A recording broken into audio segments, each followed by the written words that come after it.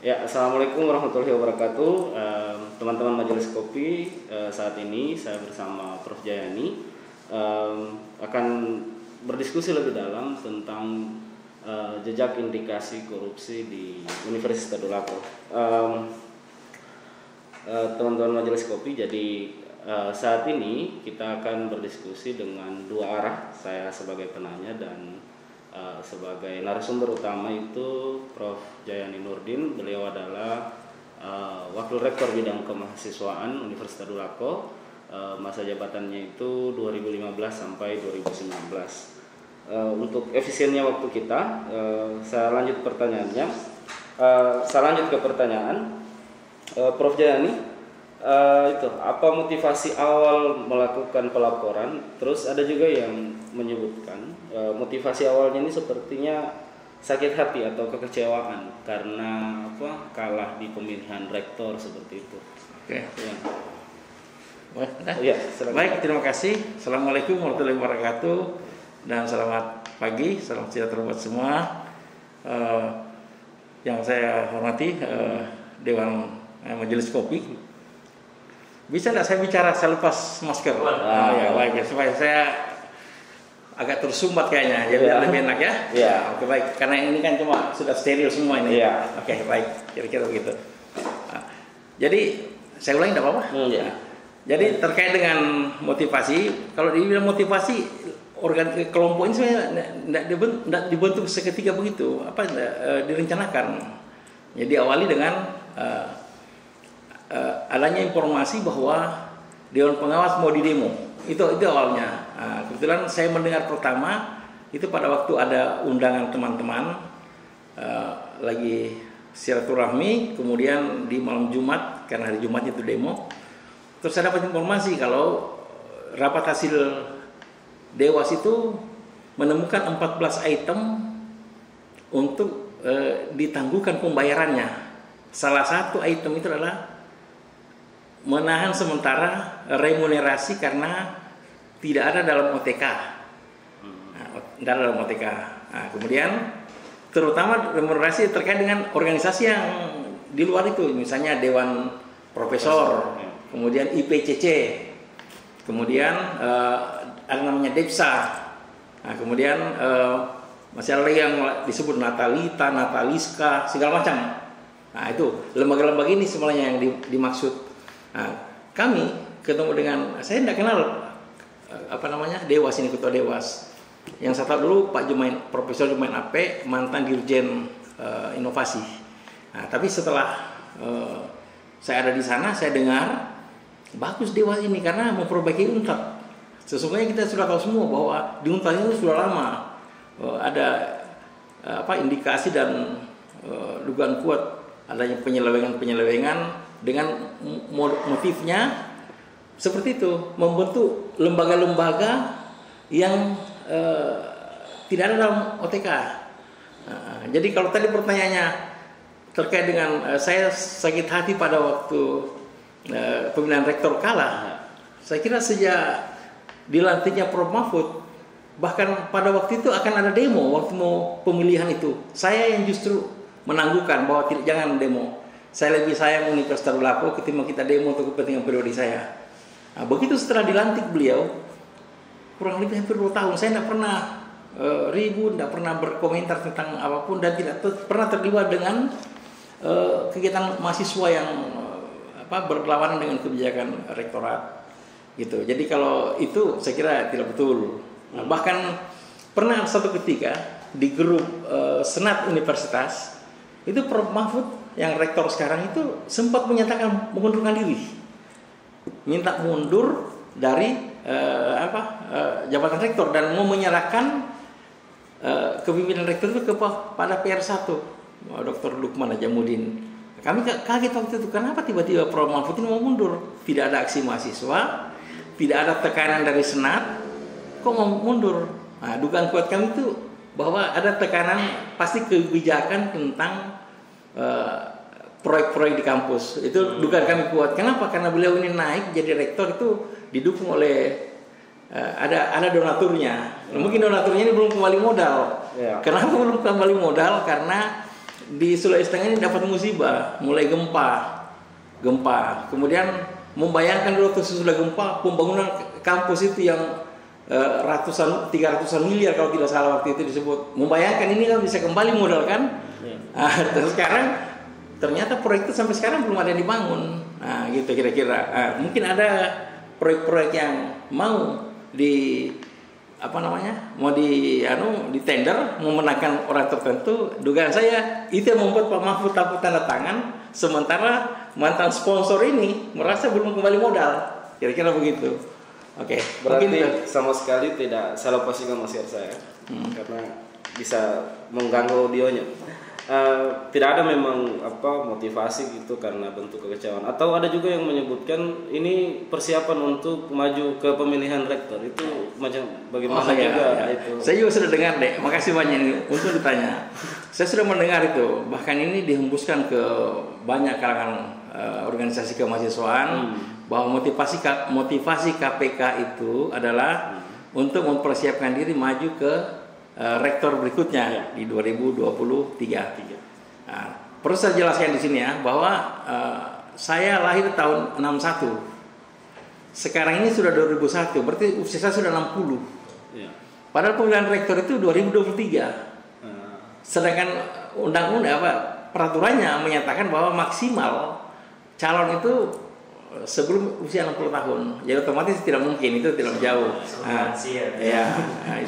Informasi ya. Kemudian yang kedua, anggota tim saya, Dr. Lutfi, mau pemilihan dekan saya kemarin kalah, tidak mungkin maju jadi rektor, itu tidak mungkin. Nah terus Dr.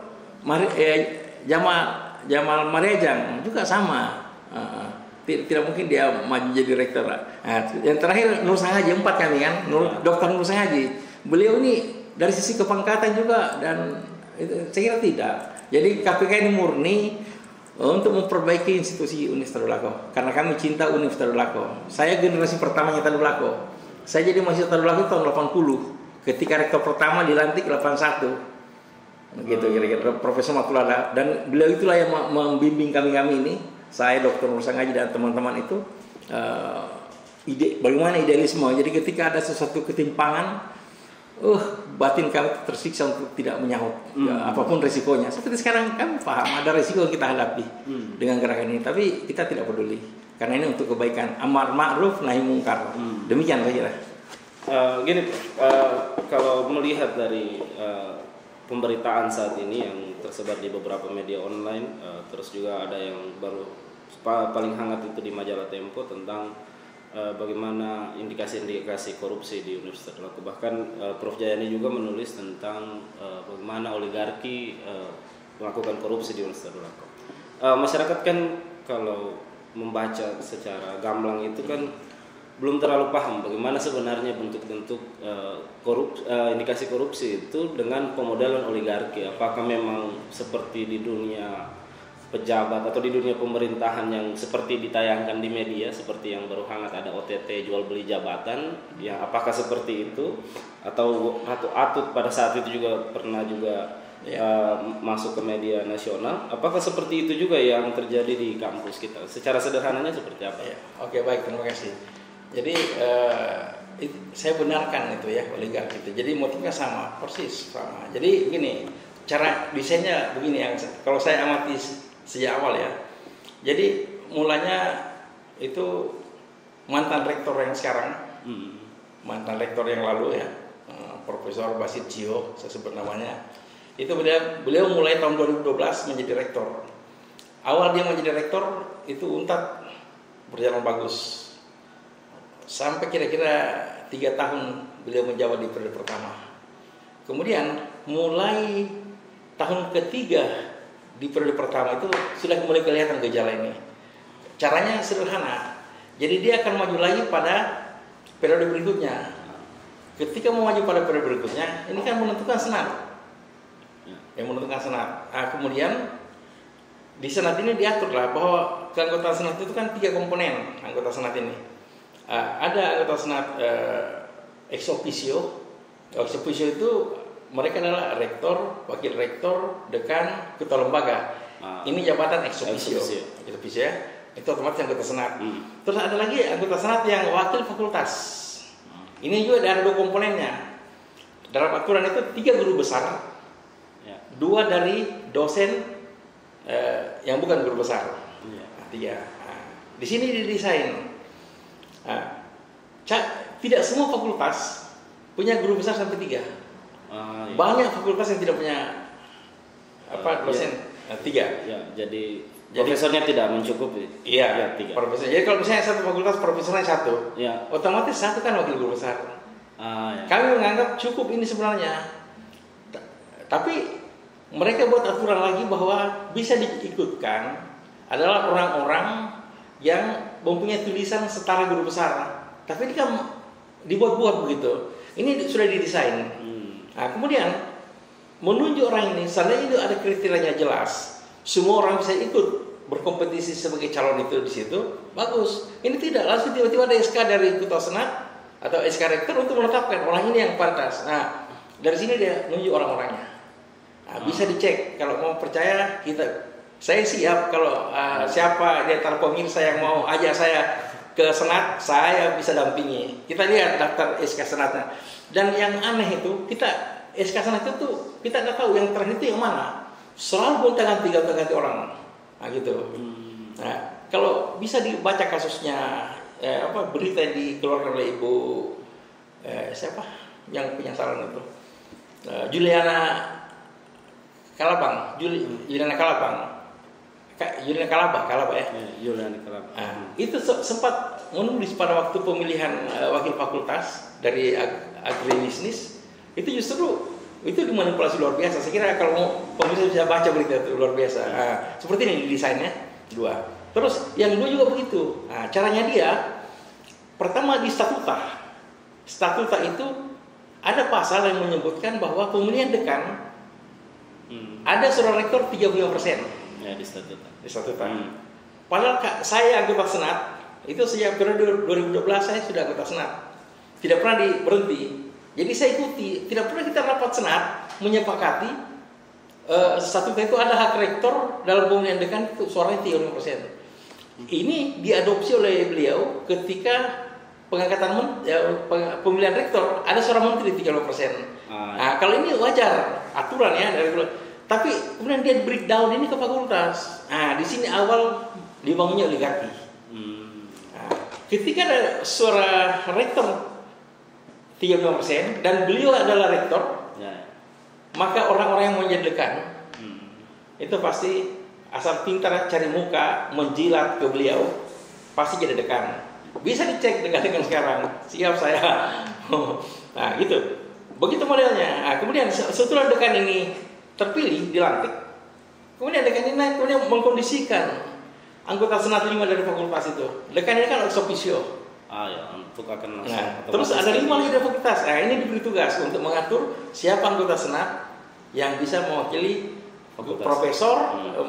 Profesor 3 dan ini adalah orang-orang pendukung kita.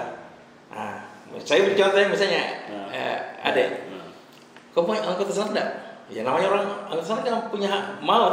Sudah, apa kau yang anggota senat nanti? Ya, dikondisikan lagi oleh dekan. Nah, dan itu pasti terpilih. Seperti itu. Ada 12 fakultas. Ini digilir semua nih. Bisa dibayangkan kalau ada 5 kali 12 fakultas, ada 100 berapa anggota senat yang mendukung dia. Nah, syukur-syukurnya yang banyak berlawanan sekarang adalah profesor. Hanya segelintir profesor yang ada sama beliau. Yang lain itu masih punya idealisme dalam pemilihan di senat. Begitu. Akibatnya apa? Dari sini kemudian diatur. Saya ingat betul ketika saya mau mencalonkan rektor yang lalu, ya. Banyak teman-teman saya guru besar di fakultas itu justru tidak memilih saya. Aneh. Nah, dikondisikan, diberi jabatan, dia bawa ke luar negeri.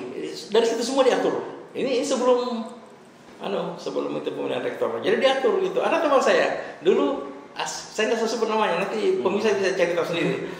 Dulu dia adalah asisten direktur pasca, asdir 1, asdir 2 pasca.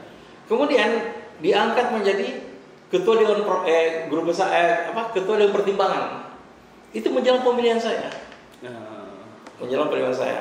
nanti kalau beliau ikuti ini pasti dia sudah tahu, dia sudah rasa-rasa. Diangkat jadi ketua dewan profesor, dewan pertimbangan. Nah, diberi mobil dinas, dapat grade 16. Itu bayangkan. Kira-kira sebulan 2 bulan sesudah saya pemilihan rektor, dia kembalikan lagi dia posisi asli dosen di pasca. Jadi kembali. Ya kembali begitu gayanya, hanya untuk mengelabui yang sampai milih saya waktu itu. Berarti bisa dilihat pembagian jabatan, terus kalau menurut pendapatnya Prof Jayan ya, pembagian jabatan, terus keluar negeri tadi disebutkan juga, itu memang bentuk-bentuk untuk menjaga oligarki itu sendiri. Terus untuk di bagian pelaporannya Prof, dan juga yang kami baca di beberapa media ini, fakultas kedokteran. Jadi fakultas kedokteran itu jadi kayak isu sendiri, entah pembelian mayat atau ada sumbangan orang tua mahasiswa. Nah, sampai ada teman di FKIP itu yang membayangkan kalau Indonesia itu kampus Unpad, maka Pulau Jawa itu di FKIP dan Papua itu ada di FKIK, karena di situ ada freeportnya. jadi di FKIP itu padat penduduk, di sumbangsi pajaknya juga agak besar, tapi yang ada tambangnya itu di FKIK. Dia juga menyebutkan seperti itu. Tapi kira-kira kenapa sampai yang paling atau kita bilang seksi itu di Fakultas Kedokteran? Bukan fakultas lain yang jadi bahan pelaporannya, atau kenapa juga bukan, mungkin bisa jadi bahan pertanyaan masyarakat, kenapa bukan fakultasnya Prof Jayani sendiri, fakultas ekonomi dan bisnis ya. Kira-kira kenapa sampai fakultas kedokteran itu? Oke, baik, terima kasih. Saya kira ini menarik dan seksi memang. Fakultas kedokteran itu sejak 2012 ya kan. Nah, kegiatan di membangun fakultas kedokteran agak mahal ya. Butuh biaya cukup besar, apalagi dulu ketika Tadulako membuka fakultas kedokteran, maka yang MOU yang kerjasama dengan kita adalah UGM, dan UGM mensyaratkan bahwa yang menjadi dekan di sana adalah orang UGM. Nah, dan itu dibayar oleh Unpad, BLU, bukan dana dari pusat, karena itu kan fakultas baru, belum ada dalam OTK ya, itu rintisan. Nah, kemudian Unpad yang membiayai dekannya sama dosen pengajarnya, dokter-dokter yang dari sana. Dari UGM yang datang sini mengajar, transportasinya segala macam. Nah, sementara dalam anggaran itu tidak ada. Itu begitu. Kemudian muncullah inisiatif Rektor Prof Basil waktu itu untuk mengajak orang tua mahasiswa untuk mau membantu agar kualitas pendidikan kedokteran anaknya itu bisa berkualitas. Itu kemudian di situ kemudian terpilihlah Prof Marhawati sebagai ketua Popma. Yayasan Popma untuk menampung semua sumbangan pihak ketiga, hibah orang tua kepada universitas melalui Prof Wati dikoordinir, kemudian itu menjadi kasus. Nah, ada sekian dana, saya tidak hafal terus, nanti bisa wawancara Prof Marhawati. Tapi yang kita dengarkan itu ada sekitar 40 miliar dana yang terkumpul, bahkan 54 kalau nggak salah, 14-nya itu tetap masih sama Prof Marhawati, yang lainnya itu disetorkan ke universitas. Dan inilah yang dipertanyakan oleh orang tua siswa, oleh mahasiswa, bahwa 40 miliar itu digunakan untuk kemana, dan itu yang tidak tuntas. Dan ini sudah diprotes oleh Prof Marhawati. Saya tidak tahu ujungnya seperti apa. Ini juga masuk ke dalam agenda kita, karena ini kasusnya tidak tuntas gitu kan.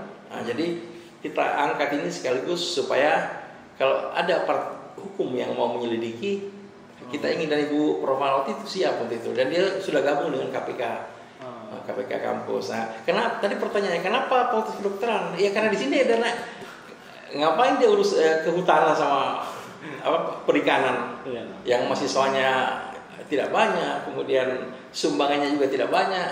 Nah, tapi yang dia kelola adalah fakultas yang jumlahnya sedikit, tetapi memberikan pendapatan yang besar. Yang ada yang menarik mengenai kedokteran ini. Di kedokteran itu kan kalau mau penerimaan mahasiswa, waduh, minta ampun repotnya.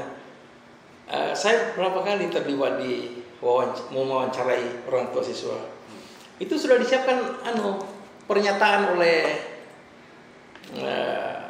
rektorat di atas, bagian keuangan terutama. Yang pada itu PR2-nya Prof Mahfud yang rektor sekarang ini. Ada format formulir. Sekarang sudah diumumkan mau diterima 60 orang misalnya kan. Itu sudah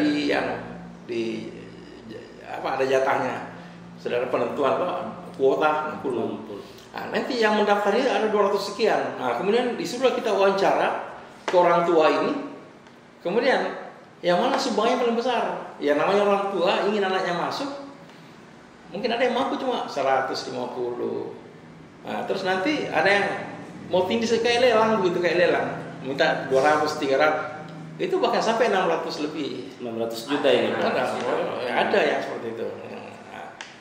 Yang sempat saya itu 400 lebih yang saya sempat wawancara, tapi pembayarannya saya tidak tahu. Cuma kita suruh wawancara, sesudah itu seakan-akan nanti kalau diperiksa ini orang tua itu bertanda tangan bahwa dia bersedia, ada pernyataan. Karena itu disyaratkan di awal, sudah dikasih pernyataan bermaterai tanda tangan orang tua bahwa dia siap menyumbang, dan diluluskan.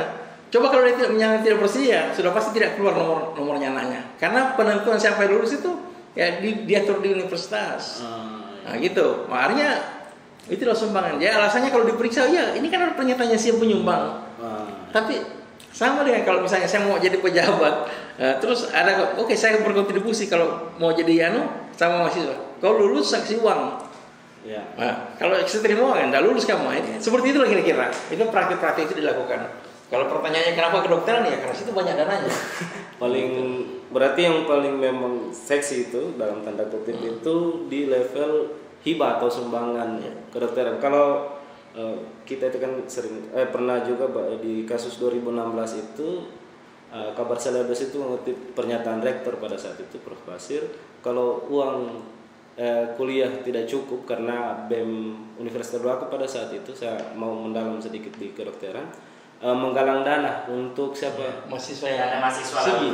Ya, dari Sigi yang menggalang dana karena 200 dia diminta itu 40 juta kalau peraturan yang lolos SN seleksi nasional. Terus karena memang dari keluarga yang tidak mampu sehingga BEM Universitas Tadulako pada saat itu berinisiatif untuk menggalang dana. Nah, karena dananya itu sekitar hanya 7 juta, 8 juta yang terkumpul, itu jauh dari kata 40 juta atau bahkan kalau yang dibilang Prof sampai 600 juta itu sangat jauh hasil galang dana dari BEM Universitas Tadulako. Nah, berarti memang sampai rektor pada saat itu dikutip di salah satu media menyebutkan kalau memang tidak punya uang jangan masuk kedokteran. Apakah memang harus seperti itu dunia di pendidikan, apalagi untuk menjadi dokter itu sampai memang kedokteran itu sama dengan mahal? Tidak, mestinya kebijakan pemerintah tidak begitu.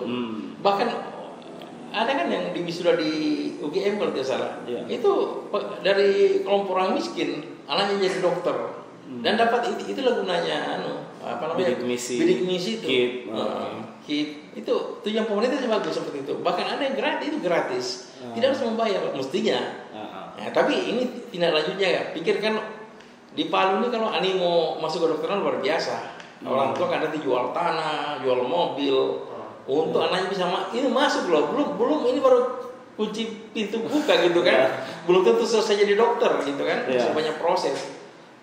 Nah, seperti itu kira-kira berarti memang ini ya, kedokteran mahal kalau di Untar. Itu kalau melihat dari apa yang dijawab Prof itu kita bisa simpulkan bahwa terjadi kayak dalam tanda kutip itu indikasinya bagi-bagi jabatan di Universitas Tadulako.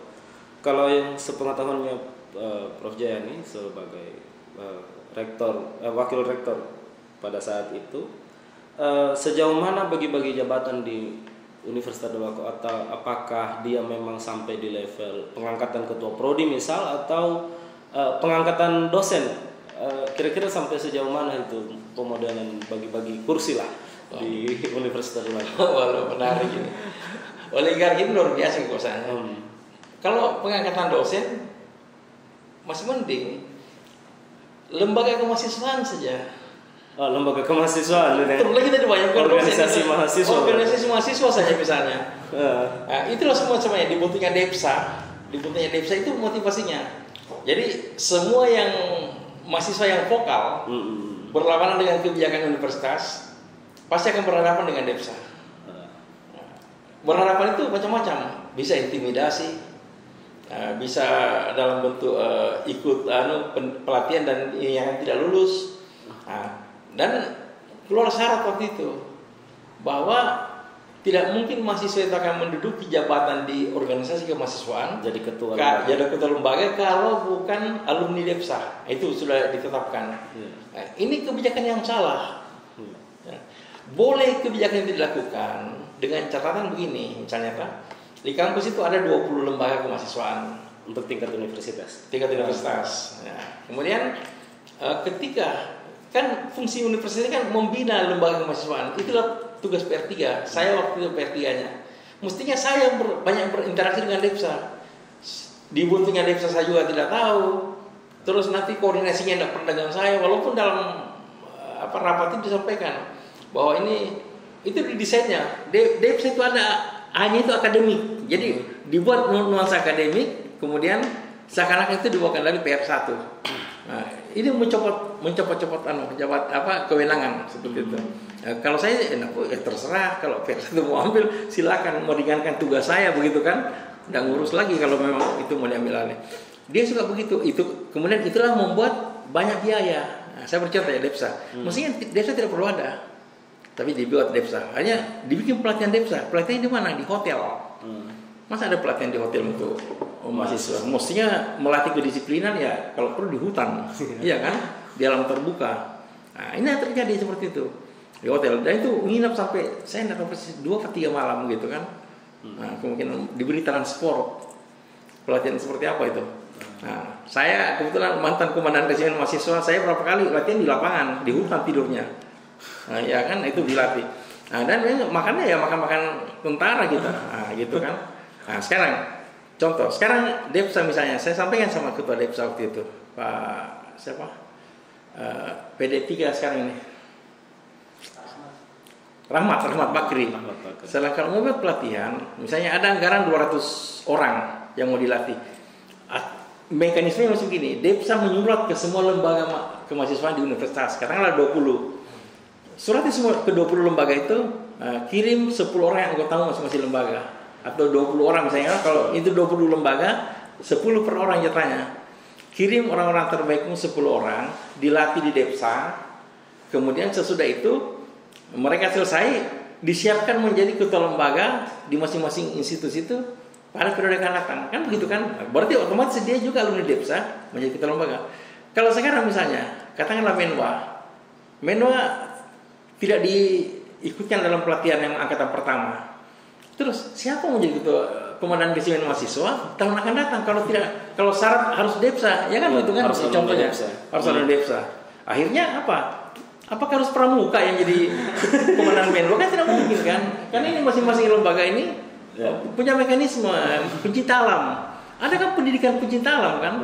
Tiba-tiba yang mahasiswa biasa atau dari lembaga pers mahasiswa tiba-tiba jadi ketua Mapatala. Kan tidak mungkin. Tidak mungkin. Ya itu. Maksud saya kalau memang itu tujuannya membina, DEPSA itu membina kemahasiswaan, mestinya yang saya katakan tadi, nyurat ke lembaga itu, kirim orangnya, dan orang ini nanti 10 itu diseleksi siapa yang mungkin jadi komandannya, kan begitu kan? Kalau kita membina, tugas pembinaan, nah ini tidak terjadi. Ya seperti itu baru mahasiswa loh. Tadi pertanyaan kamu mulai dulu, apalagi katanya apatah lagi. Mau jadi dosen, dosen kalau mulai ada radikal itu yang dipakai isu. Nah itu mulai dicoret, dikeluarkan. Jadi tidak akan lulus. Jangankan mau jadi dosen, sudah jadi dosen terus kamu mulai melawan kebijakan, besok tahun depan sudah hilang punya nama. Sudah dosen loh ini, tidak ada catatan apa-apa. Jadi bisa banyak, bisa dicek siapa dosen BELU atau dosen non PNS yang sudah mengabdi 2-3 tahun dan pada akhirnya dia dinyatakan tidak lulus seleksi. Aneh kan? Gitu kira-kira. Kalau ini Pak, perjuangannya kelompok peduli kampus ini untuk ini kan Bapak juga bicara dosen tadi, juga saya mendengar bahwa ada isu bagaimana dosen-dosen BLU itu tidak dibayarkan dalam hal tunjangannya. Saya mau bertanya itu, kira-kira seandainya ini perjuangan KPK ini menang terus kira-kira keuntungannya untuk para dosen dan beberapa akademisi yang dalam instansi kampus ini apa nih? Baik, saya kira itu pertanyaan menarik ya. Perjuangan kami ini, jika ini mekanisme perjuangan dulu. Ya. Saya begitu awal melangkah, kita ke rektor. Kita ke rektor untuk memberikan masukan dari 14 temuan Dewan Pengawas.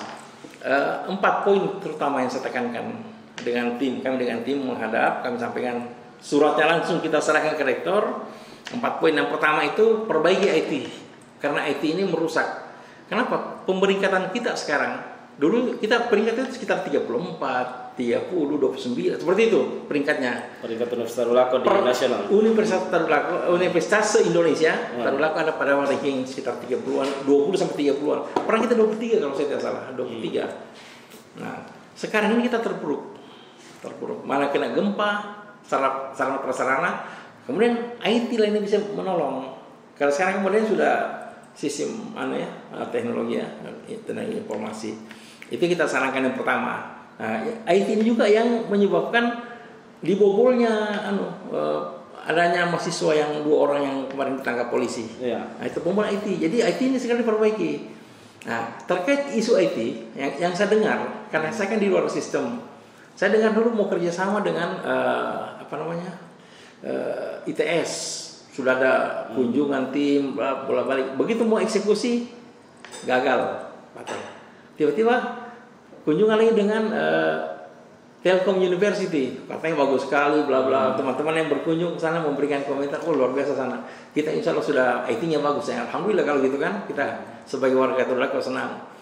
Lagi-lagi batal. Padahal itu sudah luar biasa, sudah ada tim yang datang kemari dari Telkom, dan sudah ada dana awal itu sekitar berapa yang sudah dianggarkan itu. Kesepakatannya saya lupa apa 3 miliar ke berapa gitu. Tapi bisa dicicil. Luar biasa. MOU-nya dengan Telkom University. Ya, itu pun gagal. Nah, terus pertanyaan saya, kenapa gagal? Ada apa di balik ini? Nah, jadi kesan saya semacam ada pembiaran. Karena saya juga tahu waktu saya PR3 lalu, kalau ada mahasiswa yang vokal-vokal sedikit, itu biasa namanya terus hilang di PDDikti itu. Saya kira teman-teman kamu ya, diskorsing. Yang saya ingat betul itu Putra, ketua BEM. Bisa ditanyakan kalau ada Putra, boleh kita kalau ingin bukti, nanti kita temuin Putra. Apa suka duka yang dihadapi, intimidasi lah, macam-macam dia. Kalau demo di skorsing. Ya, kalau demo di skorsing. Kalau mau jadi mahasiswa yang bagus, nurut saja, ikuti oligarki. Pernah sama di skorsing. Pernah semua. Ya, begitu modelnya. Jadi kira-kira Pak, kalau perjuangan KPK ini keuntungannya gitu. Oke. Ya, fokus saya belum sampai sana. Nah, akibatnya apa? Kalau kita memperjuangkan ini, kemudian IT diperbaiki. Nah, kalau IT diperbaiki, pertama institusi Universitas Tadulako pasti bagus, rankingnya pasti naik. Yang untungnya Tadulako, bukan Jayani Nurdin secara pribadi atau tim KPK Tadulako. Terus kalau ini bagus, tidak lagi mahasiswa yang hilang namanya di PDPT. Untung juga bagi mahasiswa, ada kepastian. Ini kan tidak pasti, karena sistemnya seperti itu, bisa dihapus, bisa dimunculkan, bisa dihapus, tergantung selera dari penguasa, kan begitu kan? Nah, satu itu IT. Nah, terkait dengan dosen, ya. Makanya saya poin yang tadi remunerasi, di remunerasi yang satu guru. Remunerasi yang saya mungkin sudah jelaskan di banyak tulisan di media. Ketua dengan profesor itu dijabat oleh saat ini Profesor Mary Napitupulu, nama beliau itu. Sebelum beliau ada 2 pejabat ketua dewan profesor itu tidak dibayar remunerasinya, tidak pakai remunerasi lah, gratis. Profesor Dr. Anulela almarhum dan yang kedua Profesor Dr. Sutamaniyodo. 2 ini jadi ketua dewan profesor tidak mendapat remunerasi apa-apa. Nah, sekarang pertanyaannya, kenapa Mary Napitupulu dapat? Dan grade-nya tidak main-main, 16. Itu grade 16 setara dengan wakil rektor dan dekan, grade 16. Besarannya 67 juta per semester. Per semester. Nah, jadi kalau 1 tahun dia sekitar 130 jutaan lah kurang lebih.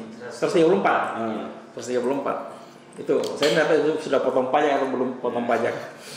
Nah, bisa dibayangkan ada sekalian ya. Kalau di Tadulako itu UKT-nya ada kategorisasi. Hmm. Kategorisasi turun satu grade, maka dia dapat subsidi 600.000 per mahasiswa. Kalau dia harusnya bayar 1,6, Ya. dia hanya membayar 1 juta karena mendapat Subsidi. UPT, UKT UKT kategori 2. kategori 2. Nah, itu bisa dibayangkan. Artinya apa? Kalau 134 juta dibahagi 600, itu 200 lebih mahasiswa yang dapat beasiswa. Bisa turun kategorisasinya. Iya. Seandainya itu Betul. uang remunerasi. Iya. Maka semakin banyak mahasiswa yang bisa menikmati, ya kan? Nah, itu manfaatnya bagi mahasiswa ya. Nah, dan ini baru yang saya soroti, baru tunjangan remunerasi seorang ketua dewan profesor. Dan lembaga ini ada biaya operasionalnya, dan itu besar, dan itu juga dipakai jalan-jalan ke luar negeri. Nah, bisa ada data saya lengkap kok. Kalau data saya lengkap, yang jelas totalnya itu 56 M. Kami sudah hitung, dan kami berani. Tidak takut kok kalau mau pihak universitas mau klarifikasi, kami punya data siap kita hadapi. Nah, tapi saya mau sepanjang aparat masuk supaya kelihatan bahwa ada tindak lanjutnya. Berarti tadi itu masih 100 juta lebih, itu sudah bisa mensubsidi berapa mahasiswa? 200 lebih. Itu baru belum operasional yang jauh lebih besar sampai kalau sekian miliar tadi. Sekian miliaran itu. Bayangkan. Nah, itu manfaatnya buat mahasiswa. Yang lain, kenapa manfaatnya buat dosen? Kenapa tidak dosen-dosen BLU, dosen non PNS itu dinaikkan dia punya tunjangan atau gajinya? Gaji kok 1 juta, 1,2, 1,6. Kenapa itu tidak dengan 2,5 misalnya? Kan kurangnya jalan-jalan sorong ke, kan begitu kira-kira bagusnya kan. Untuk jadi juga meningkatkan kualitas dosen. Otomatis dia lebih konsentrasi mengajar, termotivasi mengajar, tidak berpikir kalau saya dosen dikasih 100.000 bisa ngojek saya di mana-mana dulu. Gojek kalau kosong waktu saya kan nanti kapan dia konsentrasi? Ada memang beberapa dosen yang menjadi driver Grab, Gojek. Kalau terjadi mereka dia cerita ke saya seperti itu. Kami Gojek Pak untuk mencukupi 1 juta per per bulan. Kasihan kan di bawah kita institusi perguruan tinggi masa memberi gaji orang, kita ngajar orang. Kamu nanti saya di ekonomi ya. Kalau jadi pengusaha jangan dia ada upah minimum regional, jangan kamu kasih gaji. Sementara di institusi kita seperti itu kan, aduh kasihan. Hal seperti ini yang itu buat dosen. Bagi institusi universitas, kenapa dana itu tidak dipakai untuk perbaiki infrastruktur kita? Infocus kayak dibeli, IT diperbaiki, kan banyak yang masih lebih penting gitu, bukan jalan-jalan. Dan pertanyaan saya itu jalan-jalan ke luar negeri, apa sih manfaatnya buat institusi? Kalau hanya MOU 100 MOU tidak ada gunanya. Yang kita butuhkan model dulu ya. Dulu dengan Eropa Jerman kita ada kerjasama dengan Jerman, kemudian bantuan mobil ada, alat penelitian ada, dan itu mengangkat Universitas Laku menjadi perguruan tinggi yang banyak anunya, hasil penelitiannya, hasil temuannya. Nah, kita kan unggul di penelitian, namanya Storma. Ada Storma dulu begitu. Jadi dari Jerman datang dana ke sini, ada alat, kualitas dosen kita semakin bagus, tulisan-tulisannya juga semakin bagus. Itu kan mengangkat kerjasama begitu, bukan MOU yang dicari. Ini mengada-ada. Nah, dan terkait perjalanan ke luar negeri. Kalau saya perjalanan ke luar negeri, itu saya berharap kalau nanti ini kan BPK mau masuk, mudah-mudahan anggota BPK yang mau masuk mendengar prokes ini ya. Bisa dibayangkan kalau masuk BPK, misalnya perjalanan ke Eropa. Katakanlah ke Belanda, ada MOU jalan ke sana. Yang berangkat itu katakanlah 6 atau 8 orang berangkat. Kalau BPK memeriksa item setiap perjalanan, mereka bisa akali kok, bisa gampang. Caranya begini, teman-teman BPK. Kalau yang diperiksa itu tiket PP, ada undangan itu bisa kita telepon institusi mana, terus ada nyurat, terus menyiapkan orang, rektor tanda tangan surat tugas. Berangkatlah sekian orang untuk menghadiri undangan itu bisa diatur. Nah, kemudian perjalanan keluar dananya, pulang nanti tiketnya, hotelnya di mana itu mereka pasti lolos karena sesuai dengan prosedur diikuti. Tapi coba teman-teman BPK masuk, pantau sejak 2016 misalnya, siapa-siapa yang berangkat di tahun 2016, 2017, baru namanya sebut orangnya. Si A berangkat kemana? bisa saja satu orang itu sampai 3-4 kali ke luar negeri. Nah, terus hebat betul orang itu, super sekali orang itu. Dan orangnya jelas. Nah, terutama ketua dewan profesor. Ya, ketua dewan profesor. Bisa dicek itu. Saya berani kalau saya tahu saya berangkatnya. Selalu berangkat ke luar negeri. Gelisah dia kalau tidak ke luar negeri. Nah, gitu. Nah, akibatnya apa? Kalau direkap 2016, 17, 18, nama-nama itu berkali-kali, itu saya mau. Sementara dia mewakili institusi yang tidak ada dalam OTK. Saya mau BPK tuntut mereka kembalikan dana itu ke universitas. Ini kerugian negara, pembiaran, memperkaya orang lain. Ini masuk dalam korupsi, memperkaya orang lain. Sudah dapat SPPD, full board lagi. Itu full board itu standar, artinya plafon atas sudah dia pakai. Satu. Terus yang kedua, dia sudah pilih lingkungan. Ke sana juga cuma jalan-jalan kok. Bisa dia. Ya, saya kira begitu. Gitu ya. Jadi bukan kepentingan Jayani, bukan Jayani. Untungnya saya di mana? Saya cuma risiko yang saya hadapi. Tapi saya mau universitas ini bisa maju. Jadi perlu pengorbanan orang tertentu untuk memperbaiki institusi ini. Dan saya yakin sekarang ini oligarki ini sudah tidak berani macam-macam. Yakin saya. Dengan isu yang sekarang saya sudah tidak berani. Cuma selalu mau melawan tapi tidak berani. Kalau berani ya keluarlah, jangan tiarap terus. Kami KPK siap kok. Kalau ini Pak, seperti yang Bapak singgung dari awal, bagi-bagi proyek atau menambang keuntungan lah dalam tanda kutip. Semacam bagaimana itu modelnya bagi-bagi proyek atau Bapak punya pengalaman sendiri? Ya, saya tidak bilang bagi-bagi proyek, ya. Tetapi namanya oligarki, mulainya ke sana. Ya. Kita tahu pemilihan rektor Prof Mahfud ini kan, kita tahu Prof Mahfud, rektor sekarang itu orangnya sangat baik, ya. Orangnya lugu. Nah, kenapa tiba-tiba dia mau mundur yang cerita tadi? Kan aneh gitu kan, tidak ada aneh tekan. Terus siapa yang tekan? Aneh kan? Nah, tentu orang di belakangnya yang mensponsori dia jadi rektor, sudah pasti itu. Ada yang dikasih sama. Ya, ada yang dikasih, bisa dia. Karena ini tentunya penentuan pemenang tender itu masih rektor kan? Penentu siapa yang jadi pemenang itu rektor bisa menentukan ini. Nah, kalau tidak percaya, teman-teman BPK lagi saya himbau ini, mari kita turun, periksa proyek-proyek ini Tadulako dari tahun ke tahun.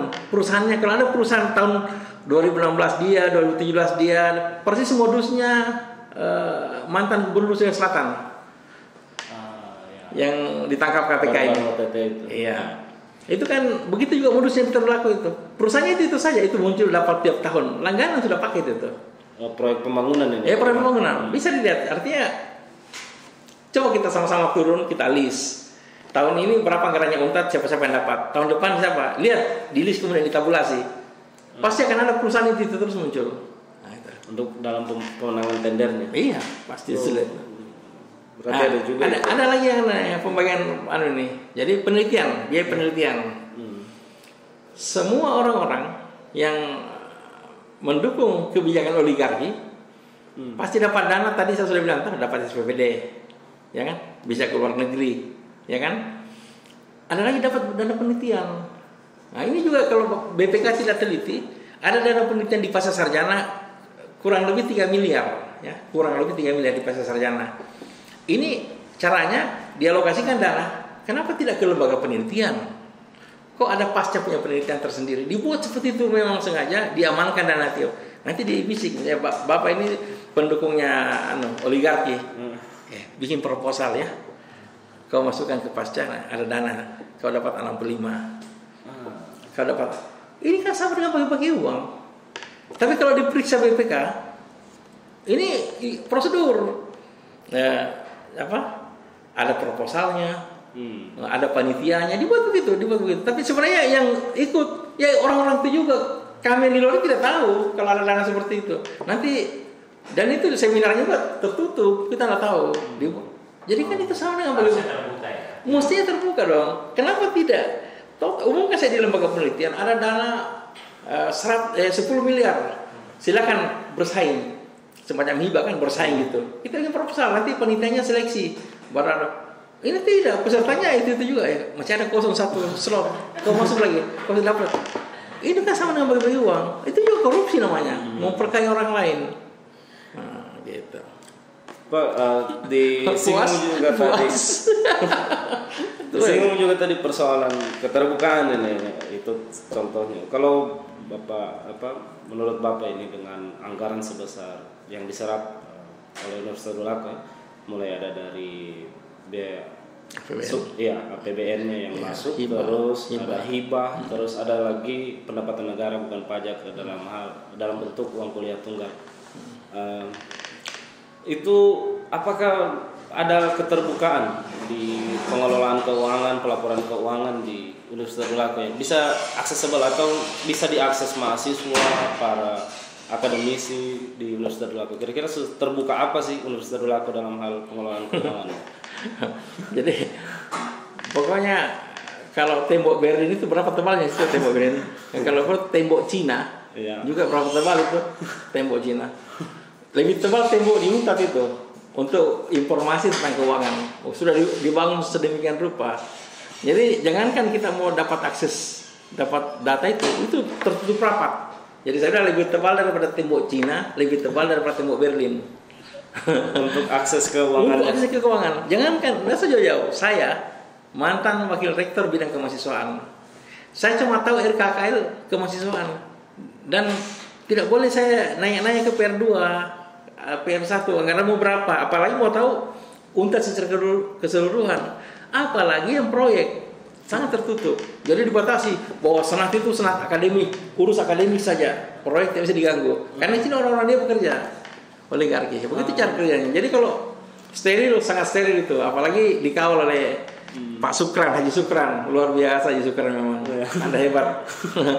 Kalau di satiranya teman-teman di Majelis Kopi itu untuk keterbukaan informasi keuangan di level pemerintah atau kampus misalnya, biasa kita bilang di pemerintah desa saja diwajibkan transparansi buat baliho besar uang ini yang 1 miliar dari betul sekali dana desa itu kesini semua. Betul sekali. Bagaimana di perguruan tinggi nih Pak?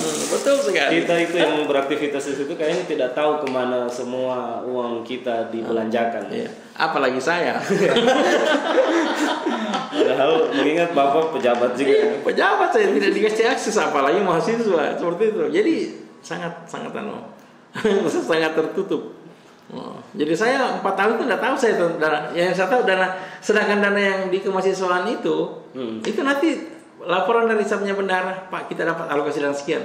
Saya tidak pernah diundang rapat. Membahas tentang RKKL tidak pernah. Bisa kalau perlu ada daftar harinya di Tadulako, tunjukkan saya kapan saya ada rapat RKKL, saya diundang. Padahal saya wakil rektor kemahasiswaan. Pak, untuk sebagai closing statement juga untuk pertemuan atau diskusi kita pada kesempatan kali ini bersama-sama teman-teman di Majelis Kopi, atau ujung dari atau harapan Bapak ke depannya dari perjuangan atau pergerakan kelompok peduli kampus yang sementara berjalan ini seperti apa? Tentunya saya harap seperti ini. Pertama, kita bersihkan Tadulako dari oligarki.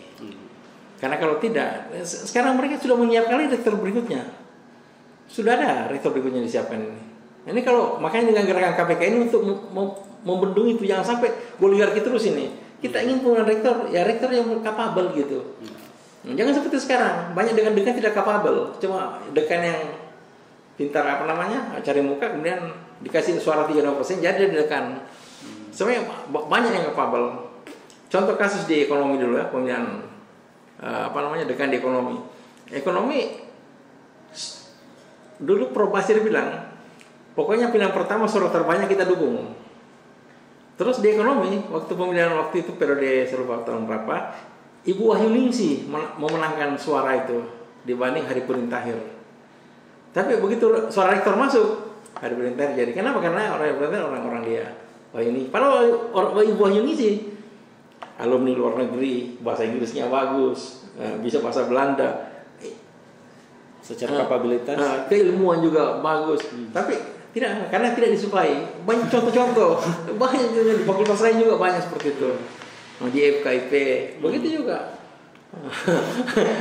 Tidak saya sebut lagi semua. Berarti harapan ujungnya bahwa bagaimana oligarki di kampus itu dihilangkan karena ini sangat merusak jiwa keberanian mahasiswa.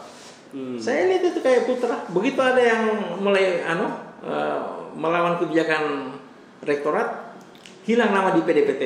Nah, kalau hilang nama, orang mau bayar SPP tidak bisa mendaftar di luar. Akhirnya apa? Dia nanti minta ampun, baru dibukakan lagi akses. Minta ampun dulu dan bertobat, tidak akan melakukan demo lagi.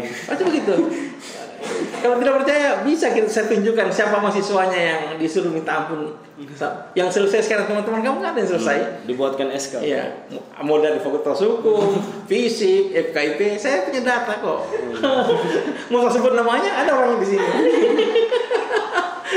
Mau bikin minta ampun. Jadi apa namanya kalau di Islam itu disebut tobat, sholat tobat. Tobat dulu. Ada itu, gitu. Kenapa? Untuk oligarki. Terus saya tanya teman-teman yang sudah selesai itu, siapa yang bikin dia surat minta ampun? Itu oligarkinya. Oligarkinya. Orang sudah tahu, saya pun tahu. Cuma tidak berani ngomong. Kalau saya ngomong, saya tidak takut kok.